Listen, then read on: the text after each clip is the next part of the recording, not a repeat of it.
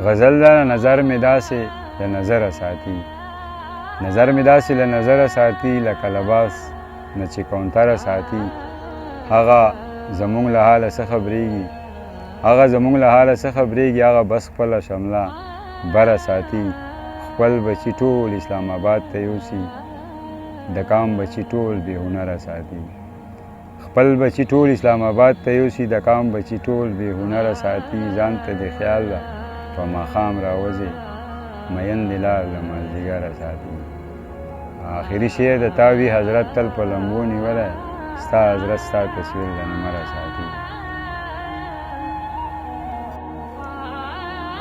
چې بل انسان په قدر نه پوهېږي، هغه د ځان په قدر نه پوهېږي. دا چې اذان په وخت خبرې کوي، دا چې اذان په وخت خبرې کوي، دا د اذان په قدر نه پوهېږي.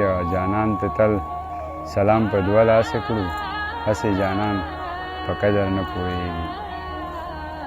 کله کله غزل درته وایم، کله کله چې جانان را سره ناست وي، کله کله چې جانان را سره ناست وي، لکه ستوری د اسمان را سره ناست وي. دا ستا مینه مې په بل چا نه ماتېږي، که تر څنګه ښاپیریان را سره ناست وي.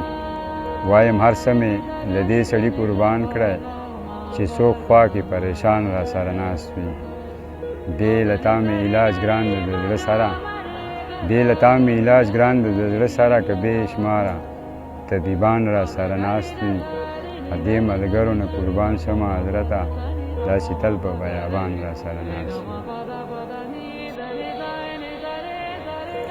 د زړه په دشته مې له ډېر وخت نه باران نه کېده، ځکه په دغه ځمکه فصل د ارمان نه کېده. ما ویل ته به نه یې، ساه به اخلم ژوند به کوم، بې له تا ژوند کوم. په ځان مې دا ګمان نه کېده، اوس پرې اورونه راورېږي، هېڅ کولی نه شم. د تاوده باد زړه مې په بل پښتونستان نه کېده.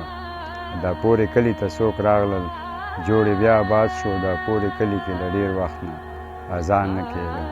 غزل درته وایم چې مزدور ومه له ښاره، په سور لمر به کور ته راغلم.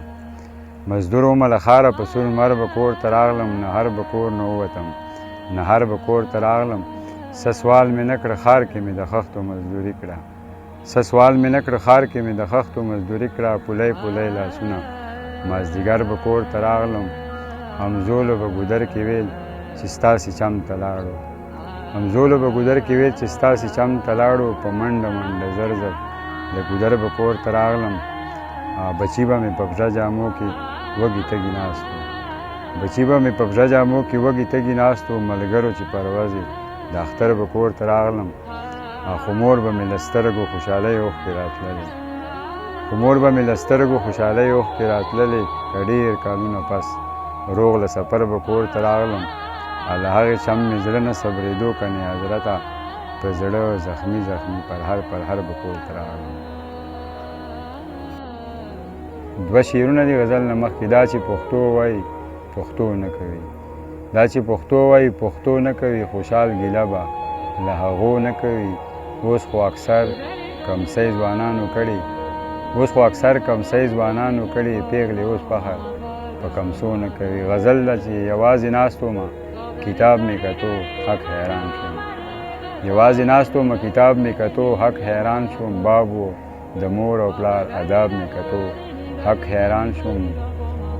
په خپلې خړې پښتونخوا مې ډېره خوا بده سوه، په خپلې خړې پښتونخوا مې ډېره خوا بده سوه. څو ورځې تللی وم پنجاب مې کتو، حق حیران شوم. ته واده وکړې واده ماته کړې، پروا دې نه وي. ته واده وکړې واده ماته کړې، پروا دې نه وي. هسې د دې ګناه عذاب مې کتو، حق حیران شوم. تا به ظلمونه ستمونه کول ما به لیکل، تا به ظلمونه ستمونه کول ما به لیکل. د هغه ستړي ژوند حساب مې کتو، حق حیران شوم. آخري شعر د حضرت تا چې مال او ځان ترې قربان کړي دي ټول، قسم دې ستا انتخاب مې کتو، حق حیران شوم. یو څو شعرونه دي چې نن درته زړه حال مکمل وایم، ته واوا کوه. نن درته زړه حال مکمل وایم، ته واوا کوه. زه به اشنا درته غزل وایم، ته واوا کوه.